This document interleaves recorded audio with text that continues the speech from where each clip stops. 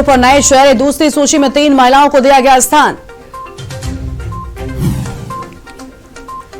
उत्तराखंड चुनाव को लेकर हरीश रावत ने फिर छेड़ा मुख्यमंत्री राग का सीएम बनकर पूरे करने हैं कुछ अधूरे काम। 16 नए शहरों के बूते उत्तराखंड कांग्रेस ने खेला बड़ा दांव। पहली सूची में हरदा तो दूसरी में प्रीतम का दबदबा।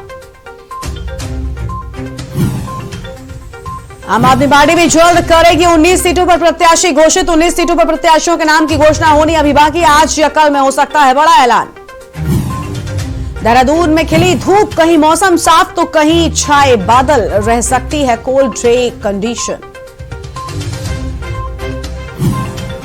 उत्तराखंड 24 घंटे में मिले कोरोना के 3064 मरीज, 11 मरीजों की मौत, सक्रिय केस 31,000 के पार। आप देख रहे हैं के न्यूज, खबरों का सारथी। नमस्कार, मैं हूं गरिमा सुमन वाजपेयी और आप देख रहे हैं खबर उत्तराखंड। 26 जनवरी और विधानसभा चुनावों में आतंकी घटनाओं से निपटने के लिए anti terrorism squad alert mode पर है। आतंकी घटना होने की स्थिति में रिस्पांस टाइम और दूसरी एजेंसियों के साथ कोऑर्डिनेशन जांचने के लिए एटीएस ने हरिद्वार में मॉक ड्रिल किया है। देर रात तक चली मॉक ड्रिल में हरकी पैड़ी क्षेत्र में 4 आतंकियों के घुसने की सूचना पाकर आधुनिक हथियारों से लैस एटीएस के जवानों और स्नाइपरों ने हरकी पैड़ी को घेर लिया। करीब 5 घंटे चले इस ऑपरेशन में एटीएस ने 2 आतंकियों को हरकी पैड़ी और 2 आतंकियों को मेला कंट्रोल रूम में घेर कर मार गिराया। एसपी एटीएस अपर्णा यदुवंशी ने बताया कि 26 जनवरी और विधानसभा चुनावों के मद्देनजर मॉक ड्रिल की जा रही है। इस तरह के अभ्यास से टीम की कार्यकुशलता जांची जाती है। मॉक ऑपरेशन में हरिद्वार की टीम लगी है और बैकअप के लिए देहरादून से भी टीम बुलाई गई है। तो हरिद्वार से जहां आतंकी घटनाओं से निपटने के लिए एटीएस पूरी तरह से अलर्ट है, यानी एंटी टेररिस्ट मॉक ड्रिल आयोजित की गई है हरकी पौड़ी पे। ये जो भी मॉक ड्रिल है ये अभी 26 जनवरी जो गणतंत्र दिवस है और विधानसभा के चुनाव आ रहे हैं उनको मद्देनजर रखते हुए की गई है। क्योंकि हरकी पौड़ी बहुत ही संवेदनशील इलाका है, तो इसमें हमारी जो भी एटीएस की ड्रिल है उसका मेन पर्पज़ यही है कि हमारी जो फोर्स है, एटीएस फोर्स है, उसकी ऑपरेशनल प्रिपेयर्डनेस को चेक करने के लिए ड्रिल रखी गई है। और आपसी सामंजस्य और कोऑर्डिनेशन कैसा है बाकी टीमों के साथ, डिस्ट्रिक्ट पुलिस, चिकित्सा इकाई, सिंचाई विभाग, उनको चेक करने के लिए ड्रिल रखी गई है। और टिहरी की देवप्रयाग विधानसभा में भाजपा की मुश्किलें बढ़ गई हैं। देवप्रयाग में बढ़ा जनाधार रखने वाले भाजपा के बड़े नेता और 2007 में भाजपा के टिकट से चुनाव लड़ने वाले मगन सिंह बिष्ट ने अपना समर्थन यूकेडी के संस्थापक और नेता रहे दिवाकर भट्ट को दे दिया है।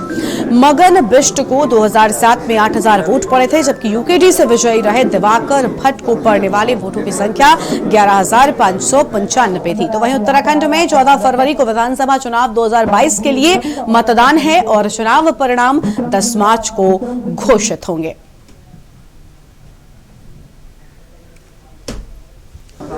ये सही लाइन पे तभी आएंगे, ये उससे पहले सही लाइन पे आने वाले नहीं है। इनको तो घमंड हो गया कि भाई हमारे पास, इनके पास पैसा बहुत है, अंधा पैसा है, ठीक है। अब ये समझ रहे हैं कि हम पैसे के बल पे जो है चुनाव जीत जाएंगे। तो देखते हैं कौन जो जीतता है।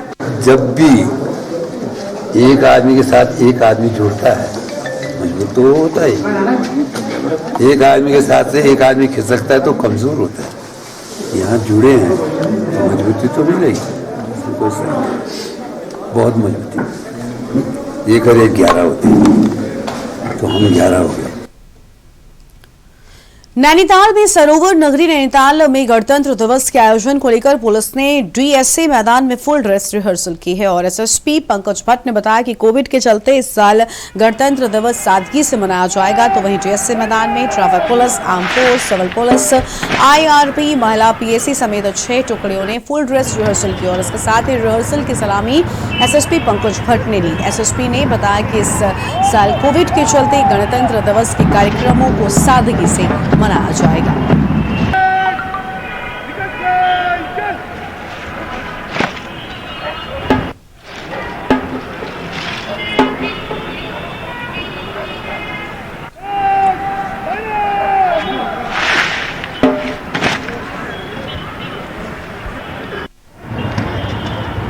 राष्ट्रीय पर्व 26 जनवरी नैनीताल पुलिस के द्वारा हर्षोल्लास के साथ मनाया जाएगा। फ्लैट में जो पारंपरिक हमारी जो रैतिक परेड है उसका आयोजन किया जाएगा। इसमें हमारी 6 टोलियां हैं जिसमें 2 महिला टोली भाग लेंगी।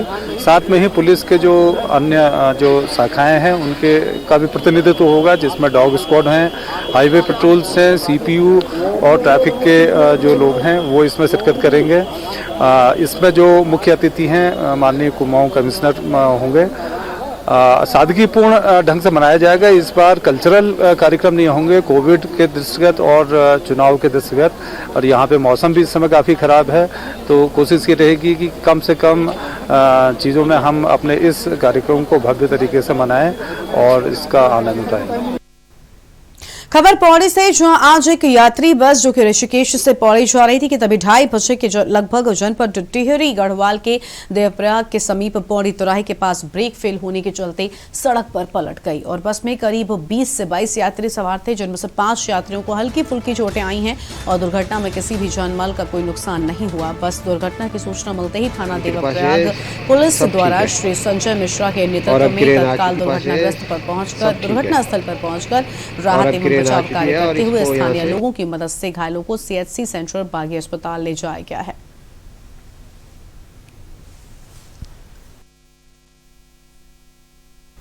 तो पौड़ी से तस्वीरें जहां पर आप देखिए एक यात्री बस पलट जाती है, हालांकि इसमें किसी भी जानमाल का नुकसान नहीं हुआ। 4 से 5 यात्रियों को कुछ चोटें आई हैं जिन्हें अस्पताल में भर्ती करवाया गया है। तो सड़क पर एक यात्री बस पलटने से हड़कंप मच गया, लेकिन खैर की बात ये रही कि यहाँ पर किसी की भी जानमाल का नुकसान नहीं हुआ है। उत्तराखंड में विधानसभा चुनाव का बिगुल बज चुका है। सभी प्रत्याशी चुनाव जीतने के लिए पुरजोर कोशिश में लगे हुए हैं और साथ ही पुलिस भी चुनाव को किस तरह से शांतिपूर्ण तरीके से कराया जाए इसको लेकर लगातार चेकिंग अभियान चला रही है। कड़कती ठंड का फायदा उठाकर चुनाव को प्रभावित करने वाले लोगों के मंसूबों को पुलिस ने पानी फेर कर दिया है। छोटा हो या फिर बड़ा वाहन, पुलिस बारीकी से वाहनों की चेकिंग करती हुई दिखाई दे रही है। ऐसे में पुलिस को सफलता भी हाथ लग रही है। शराब माफिया हो या फिर असलहा तस्कर, खाकी की चाबुक सब पर चलती हुई दिखाई दे रही है। संवेदनशील जिला ऊधम सिंह नगर में सूर्य बॉर्डर पर बीते दिनों चेकिंग के दौरान पुलिस को कार से 3 लाख तो वहीं सोमवार के दिन कार से 65 लाख रुपए बरामद हुए। पुलिस की पूछताछ में कार में सवार युवकों से जवाब संतोषजनक नहीं दे पाए। पुलिस ने तत्परता दिखाते हुए एफएसटी मजिस्ट्रेट को सूचना दी। मजिस्ट्रेट ने धनराशि को कब्जे में लेकर नियमानुसार कार्रवाई की है।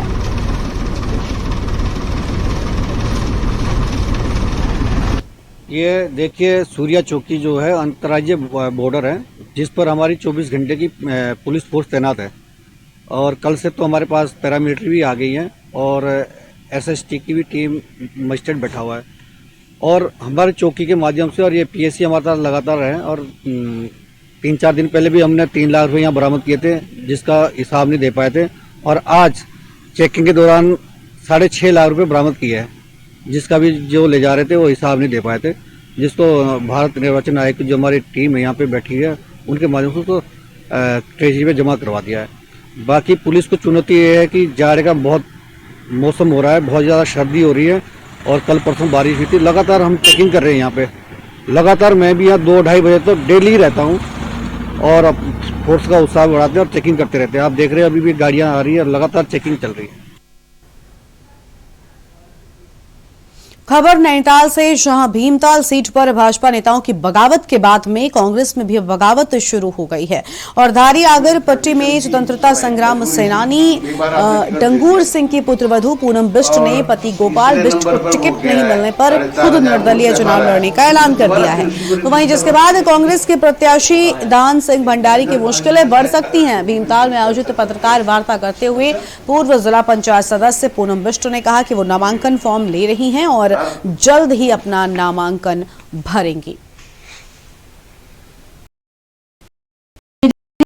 डूंगर सिंह बिष्ट जी स्वतंत्रता संग्राम सेनानी रहे हैं और मतलब वो कांग्रेस के सच्चे कार्यकर्ता थे और वो सिद्धांतवादी थे।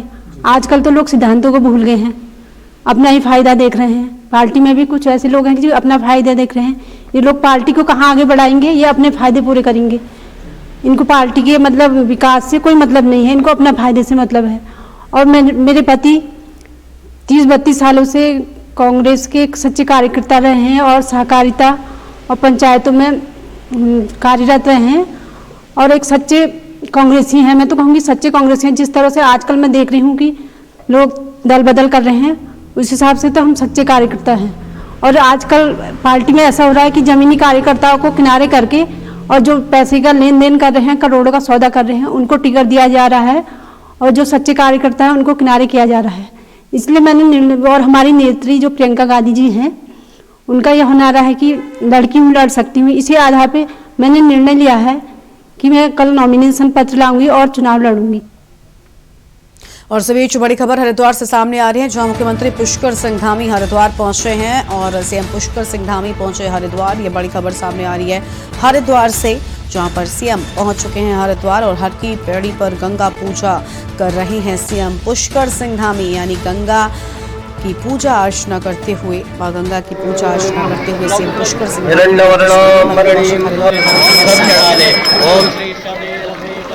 नामांकन से पहले हर की पैड़ी पहुंचे सीएम धामी। मदन कौशिक की तस्वीर आपको हम दिखा दें, जहां पर नामांकन से पहले की ये तस्वीरें। सीएम पुष्कर सिंह धामी हरिद्वार पहुंच चुके हैं और मदन कौशिक भी साथ में मौजूद हैं और मां गंगा की पूजा अर्चना कर रहे हैं सीएम पुष्कर सिंह धामी।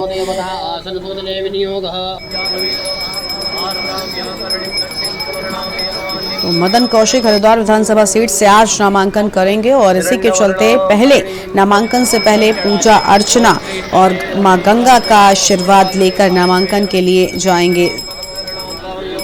मदन कौशिक हरिद्वार विधानसभा सीट से आज नामांकन करेंगे। हरिद्वार से बड़ी खबर, सीएम पुष्कर सिंह धामी भी पहुंच चुके हैं हरिद्वार और मां गंगा की पूजा अर्चना कर रहे हैं। साथ में मदन कौशिक मौजूद हैं, जो कि हरिद्वार से विधानसभा सीट से आज नामांकन भरेंगे। ये बड़ी खबर सामने आ रही है हरिद्वार से। तस्वीरें भी आपको हम दिखा रहे हैं, जहां पर मदन कौशिक और मुख्यमंत्री पुष्कर सिंह धामी मां गंगा की पूजा अर्चना करते हुए आशीर्वाद लेते हुए। तो हरिद्वार से तस्वीर आपकी टीवी स्क्रीन पर। आपको बता दें कि हरिद्वार विधानसभा सीट से मदन कौशिक को चुनावी मैदान में भारतीय जनता पार्टी ने उतारा है और आज उसी सिलसिले में नामांकन से पहले मां गंगा का आशीर्वाद लेने के लिए पूजा अर्चना कर रहे हैं मदन कौशिक। और तस्वीर आपको हम लगातार दिखा रहे हैं, साथ में मुख्यमंत्री पुष्कर सिंह धामी भी मौजूद हैं। तो मां गंगा की पूजा अर्चना यहाँ पर की जा रही है। तस्वीर आपको हम दिखा रहे हैं, हर की पैड़ी पर गंगा पूजा कर रहे हैं सीएम धामी।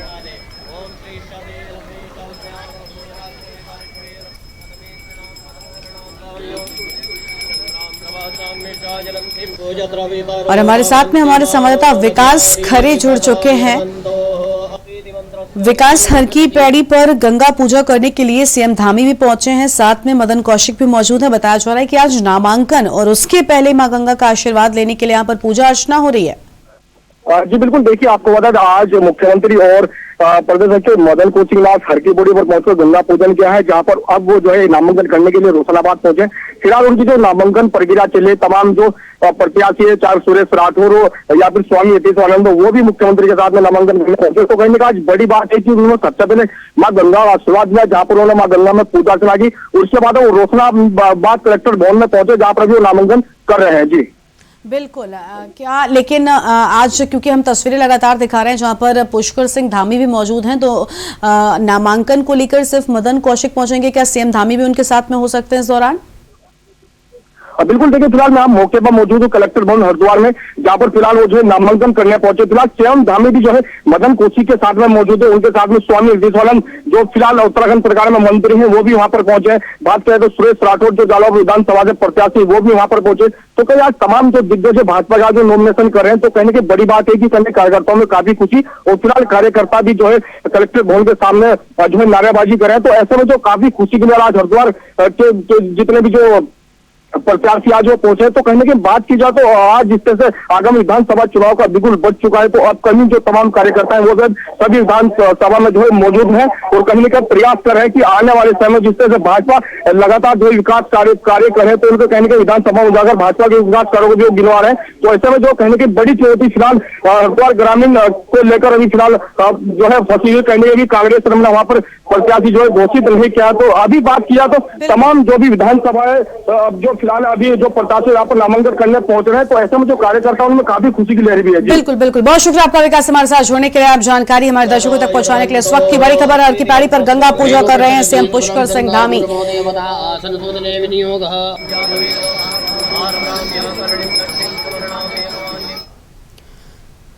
तो उत्तराखंड की खबरों में आगे बढ़ेंगे, उससे पहले एक बड़ी खबर लखनऊ से सामने आ रही है। इस वक्त की बड़ी खबर लखनऊ से, आरपीएन सिंह ने कांग्रेस से इस्तीफा दे दिया है। लखनऊ से इस वक्त की बड़ी खबर आपको हम बता दें, आरपीएन सिंह ने दिया कांग्रेस से इस्तीफा। पूर्व केंद्रीय मंत्री आरपीएन सिंह कांग्रेस के जाने माने नेता अब कांग्रेस से इस्तीफा दे चुके हैं और नए सफर की शुरुआत भारतीय जनता पार्टी से हो सकती है। भारतीय जनता पार्टी में शामिल हो सकते हैं आरपीएन सिंह, यह बड़ी जानकारी सामने आ रही है। आरपीएन सिंह ने सोनिया गांधी को इस्तीफा दिया है और सूत्र लगातार ये कह रहे हैं कि बीजेपी में शामिल हो सकते हैं, क्योंकि आज ज्वाइनिंग कार्यक्रम भी बीजेपी का है। उस दौरान ही आरपीएन सिंह भाजपा का दामन थाम सकते हैं। कांग्रेस से इस्तीफा सामने आ चुका है। लगातार ये बातें की जा रही थी कि आरपीएन सिंह इस्तीफा दे सकते हैं और अब आखिरकार आरपीएन सिंह ने कांग्रेस से इस्तीफा दे दिया है। सोनिया गांधी को अपना इस्तीफा दिया है। इस वक्त की बड़ी खबर आपको हम बता रहे हैं लखनऊ से, उत्तर प्रदेश की सियासत से जुड़ी है बड़ी खबर।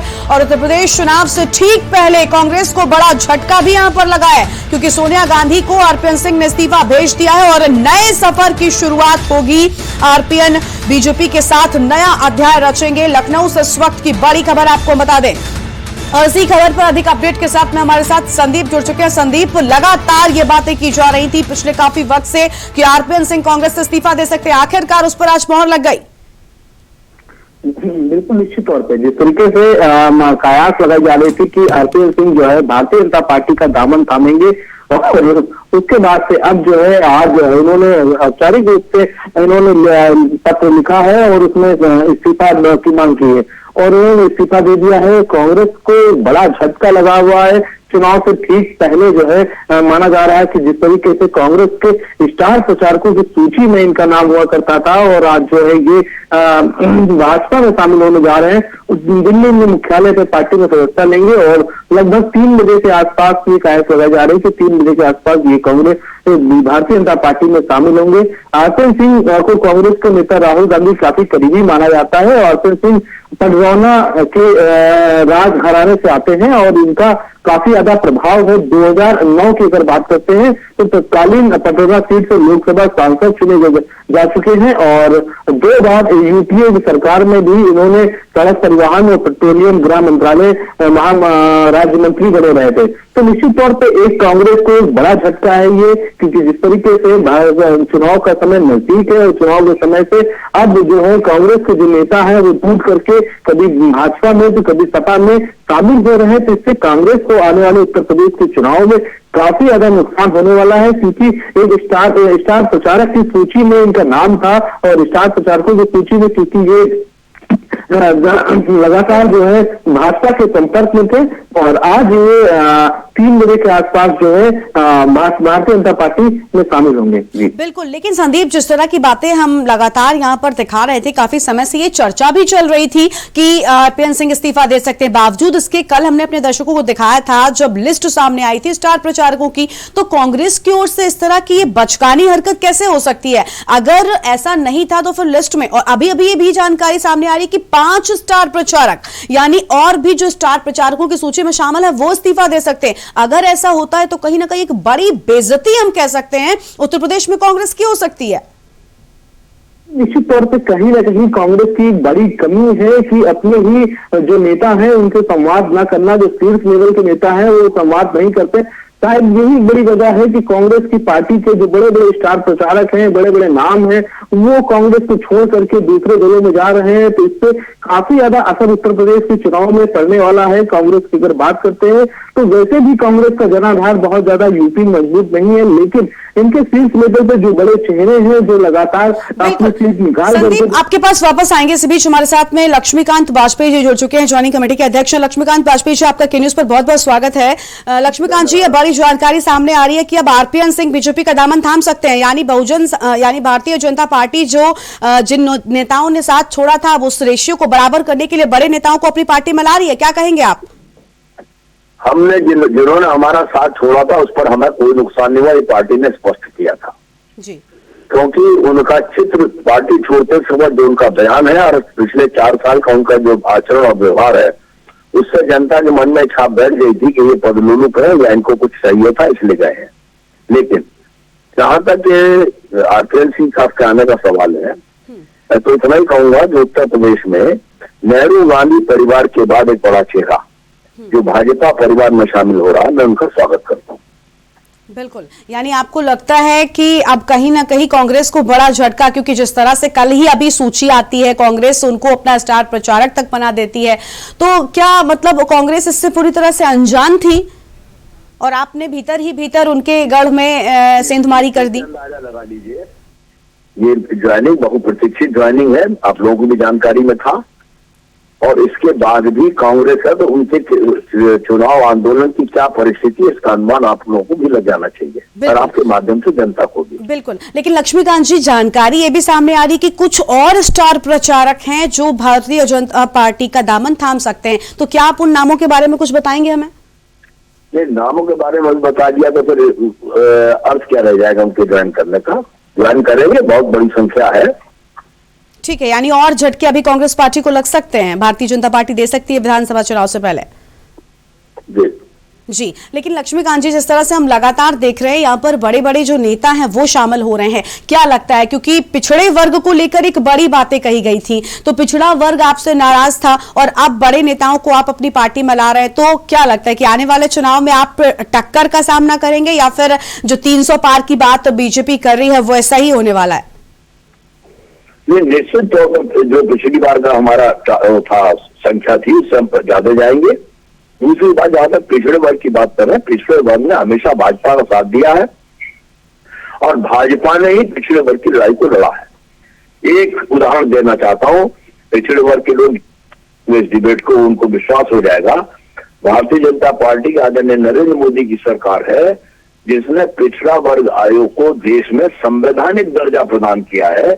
उससे पहले की किसी सरकार ने संवैधानिक दर्जा प्रदान नहीं किया था। इसीलिए पिछड़े वर्ग का हितैषी कौन, ये पिछड़े वर्ग की जनता को जानकारी भी है और जानकारी अब इसके माध्यम से भी हो जाएगी।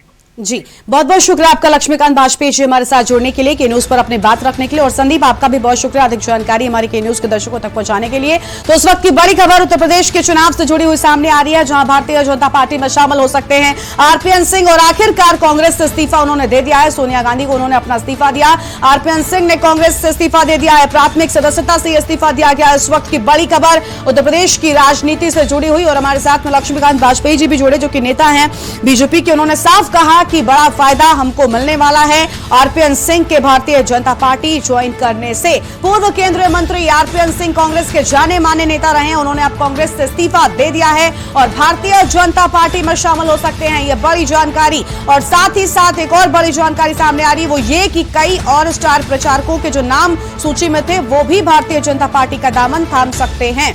सूत्रों के हवाले से यह बड़ी जानकारी आपको हम उत्तर प्रदेश की राजधानी लखनऊ से बता रहे थे। और अब रुक करते हैं खबर उत्तराखंड की खबरों की ओर, और अब खबर है विकासनगर से, जहां सूबे में जारी चुनावी जंग में लगातार चुनावी पारा बढ़ता चला जा रहा है, जिसके चलते अब आरोप प्रत्यारोपों का दौर भी शुरू हो गया है। और ऐसा ही एक मामला विकासनगर विधानसभा क्षेत्र में चर्चाओं का विषय बना हुआ है। दरअसल इन दिनों सोशल मीडिया पर क्षेत्रीय विधायक और भाजपा प्रत्याशी मुन्ना सिंह चौहान की एक वीडियो वायरल हो रही है, जिसमें मुन्ना सिंह चौहान पाल समाज को लेकर एक टिप्पणी करते नजर आ रहे हैं, जिससे कि आक्रोशित पाल समाज के लोग सोशल मीडिया पर तीखा विरोध जता रहे हैं। इतना ही नहीं, विकासनगर में पाल समाज से जुड़े कुछ लोगों ने क्षेत्रीय विधायक मुन्ना सिंह चौहान का पुतला दहन कर अपना आक्रोश जताया है।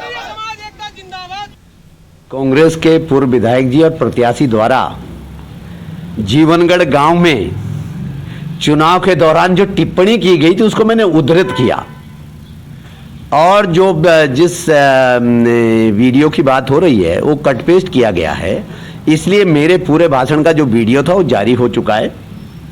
और उसमें मैंने कंक्लूड भी इसी से किया, हम तो बुनियादी तौर पर लोगों के सेवक हैं, इंसानों के सेवक हैं। ठीक है, मेरे को लोगों ने बताया, खास तौर से पाल समाज के 2-4 सम्मानित लोगों ने फोन करके आक्रोश व्यक्त किया। तो जहां तक मुन्ना सिंह जी की हुई टिप्पणी है वो तो जवाब मुन्ना सिंह जी ही देंगे, पर एक वीडियो मेरे पास आया था जिसपे मैंने निर्वाचन में शिकायत दर्ज की है कि उन्होंने एक झूठा आरोप मेरे ऊपर लगाया है। अगर उनके आरोप में कोई सच्चाई है तो वो कोई वीडियो क्लिपिंग प्रस्तुत करें। और अगली खबर विकासनगर से ही, जहां पूर्व काबीना मंत्री और कांग्रेस के विधानसभा प्रत्याशी नवप्रभात ने विपक्षी दल के नेता पर वोटर लिस्ट में गलत तरीके से करीब 5000 नाम जुड़वाए जाने का आरोप लगाते हुए मामले की शिकायत निर्वाचन आयोग से की है। विकासनगर में आयोजित एक पत्रकार वार्ता के दौरान नवप्रभात ने विपक्षी दल के नेता पर आरोप लगाते हुए कहा कि पूर्व के विधानसभा चुनाव में भी वोटर लिस्ट में गड़बड़ी कर चुनाव जीता गया और जिसकी वो लंबे समय से लड़ाई लड़ते आ रहे हैं, जिसके चलते 2 अलग-अलग विधानसभा और एक ही विधानसभा में नाम कई मतदाता के नाम उनकी पसंद और शपथ पत्र के बाद दूसरी जगह से काटकर एक जगह पर अंकित किए गए। आप सब लोगों को मैं समय समय पर अवगत कराता रहा हूं कि 2017 में लगभग 7000 से अधिक लोग ऐसे थे जो चक्राता विधानसभा और विकासनगर विधानसभा दोनों के मतदाता थे और उनमें से अधिकांश ने दोनों विधानसभाओं में मतदान करके एक निष्पक्ष चुनाव को प्रभावित करने की कोशिश की। हमने उसके ऊपर आपत्ति की, निर्वाचन कार्यालय ने काफी कार्रवाई की है, पर 700 मतदाता अभी भी ऐसे शेष हैं जो दोनों विधानसभाओं में मतदाता पंजीकृत हैं। और खबर उत्तराखंड में आज बस इतना ही। आप देखते रहिए के न्यूज इंडिया। नमस्कार।